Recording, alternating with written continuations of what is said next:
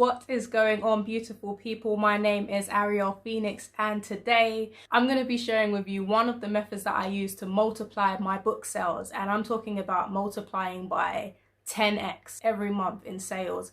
And this is something that everybody can do. Everybody that is a children's book author should definitely be doing this with their books. You're taking one product and you're turning that into multiple products. So I'm going to get right into that, but first what I need you to do is hit that subscribe button and make sure you give this video a thumbs up, because I'm really trying to grow this channel and put a lot of work into things that will be useful for you, whether you are a self-published author, whether you're trying to find more passive income streams, or you're trying to repatriate to Africa.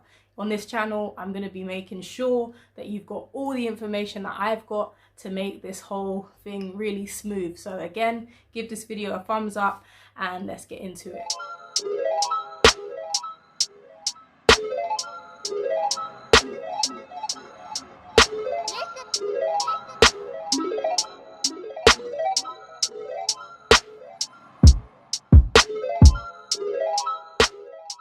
So when you create a book, you have your own piece of intellectual property. It is yours to do with whatever you want to do. It's yours. You've spent the money. If you hired an illustrator to make the book, you've already spent the money on it. It's your product and you can do with it whatever you like. And this is why self-publishing is one of the best ways to earn passive income. Now, what I do with all of my children's books, which I'm urging every children's book self-published author to do, is get them translated and available in a bilingual format. By doing this, you've turned that one product into 10 or so different products, depending on what languages you want to get it translated into. This is again something I do with all of my children's books. For example, I've got this book here, The Tale of the Three Cookie Men. So the front cover looks very similar, but then you've got English and Swahili, English and Patois. It's available in English and Tree, English and Yoruba, English and what else is there? French, English and Spanish.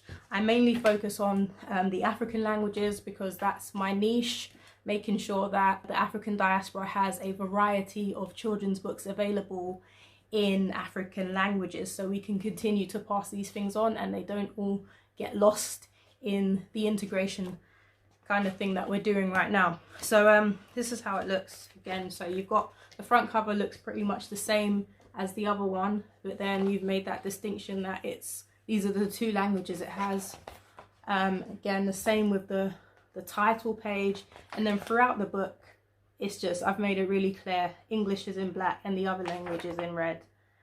And it's fairly easy to do this if you're formatting your books yourself.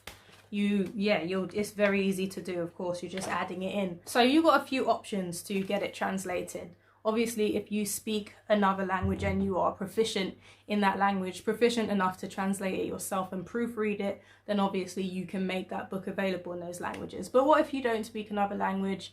What are your options? Well, you've got websites like Upwork, People Per Hour, and the list goes on. There are so many freelancer websites. So if you find one and you feel confident that it's a safe one to use, and the payment systems are usually escrow, so you find somebody that's got the credentials, you hire them, and then they will carry out that work for you. And of course, when you're uploading something on the internet, you don't really have to worry about copyright. Once you've already done it, it's yours. You've got proof on the internet, so you don't have to worry about doing that whole thing where you post it to yourself with a newspaper snippet, the old copyright trick. You don't have to do all of that. You don't have to worry about that. So like I said, you have your book, you'll have it ready, you'll have text in a Word document, you'll go on something like Upwork and you decide which languages you want it translated to. You can see a sea of people, you can create a job, or you can just find somebody based on your needs. So if you want it translated into Arabic, you'll just search Arabic translator or Arabic blah blah blah blah blah, and you want to make sure that they are proficient in Arabic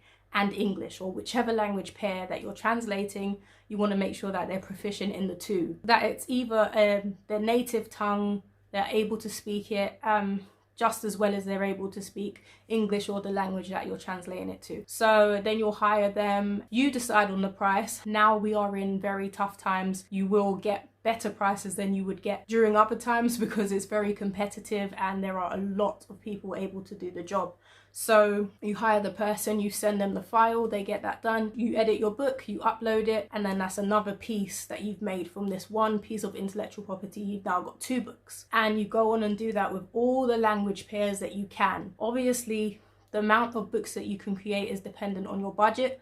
It might cost you $50 to get it translated. Depending on the amount of words in your book, it might only cost $25. It depends on you, your book, and the person that you're hiring. I've mentioned before that at the back of the book is another opportunity to upsell. So at the back of all of my children's books now, I put my author description and other books that I've got. And usually the other books will be the same language. So this is English and Swahili. In this book, I've not done this, but usually the other books that I'm advertising or trying to upsell would be the English and Swahili version, the English and Swahili version, English and Swahili version, and so on and so forth. So if they like this book and they like that variety, or that is the language that they're learning, then they will more than likely go back and buy the other books. So that is the way to increase your sales as a children's book author. I say as a children's books author because authors of novels and longer books, that's going to cost you a lot more to have that translated, and then you're going to want to get that proofread, which again is going to cost a lot more to have that proofread and edited. So for a children's book author, this is an affordable way to increase your reach as a seller and really tap into the bilingual books market. So that's my gem for today. I hope you found this useful. Again, if you did find this useful, please give this video a thumbs up. It really helps the growth of the channel, really helps the algorithm, and make sure you subscribe if you want more content like this.